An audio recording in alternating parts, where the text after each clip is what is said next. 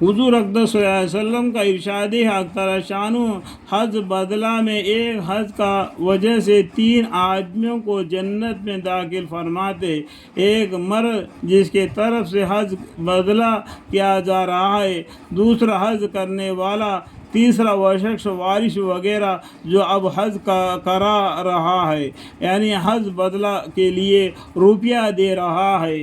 ایک دوسری حدیث میں ہے کہ جو شخص کسی کی طرف سے حج کرے، اس حج کرنے والے کو بھی اتنا ہی ثواب ہوتا ہے جتنا اس شخص کو ہو جس کی طرف سے حج کیا جاتا ہے۔ ابن مؤمن موفق کہتے ہیں کہ میں نے حضور اقدس صلی اللہ علیہ وسلم کی طرف سے متعدد حج کے ایک مرتبہ خواب میں حضور اقدس صلی اللہ علیہ وسلم کی زیارت ہوئی۔ حضور اقدس صلی اللہ علیہ وسلم نے فرمایا کہ ابن الموفق تو نے میری طرف سے حج کیے؟ میں نے عرض کیا کہ جی۔ حضور اقدس صلی اللہ علیہ وسلم کے حضور نے فرمایا کہ تو نے میری طرف سے لبیک کہا؟ میں نے عرض کیا جی۔ حضرت حضور اقدس صلی اللہ علیہ وسلم نے فرمایا کہ میں قیامت کے دن اس کا بدلہ دوں گا، الحمدللہ۔ حشر کے میدان میں تیرے ہاتھ پکڑ کر جنت میں داخل کر دوں گا، الحمدللہ، اور لوگ اپنا حساب کتاب کرتے رہیں گے، الحمدللہ رب العالمین۔ ایک حدیث میں آیا ہے کہ کسی دوسرے کی طرف سے حج کرنے میں 4 شخص کو حج کا ثواب ملتا ہے، ایک وصیت کرنے والے کو، دوسرے جو اس وصیت کو لکھے، تیسرے روپیہ خرچہ کرنے والے کو، چوتھے حج کرنے والے کو۔ لیکن ایک بات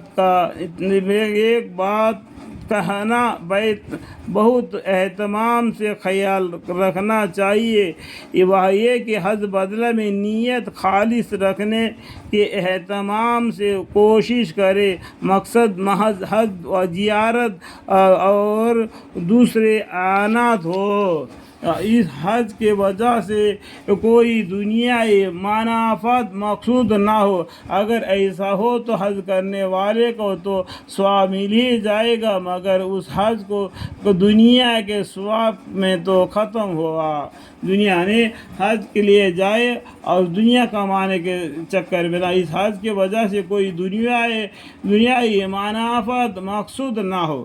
اگر ایسا ہو تو حج کرنے والے کا تو ثواب مل ہی جائے گا، مگر اس حج کرنے والے کا ثواب تو ختم ہوا۔ امام غزالی رحمۃ اللہ علیہ نے لکھا ہے کہ جو شخص عزت کے ساتھ حج بدلہ کرتا ہے وہ دین کے اعمال سے دنیا کما رہا ہے، یعنی دین کے اعمال سے دنیا کما رہا ہے۔ اس لیے بہتر ہے کہ اس کو مستقل مشغل اور تجارت نہ بنائے کہ اللہ جل شانہ دین کے تحفے دنیا تو عطا فرما دیتے ہیں، لیکن دنیا کا بدلہ دین عطا نہیں فرماتے، یعنی اس کے غرض تو دنیا کا ابتداءً جمع کرنا ہو اور اس کو ثواب مل جائے، یہ نہیں ہوتا۔ اللہم اغفر لی، اللہم اغفر لی، اللہم اغفر لی۔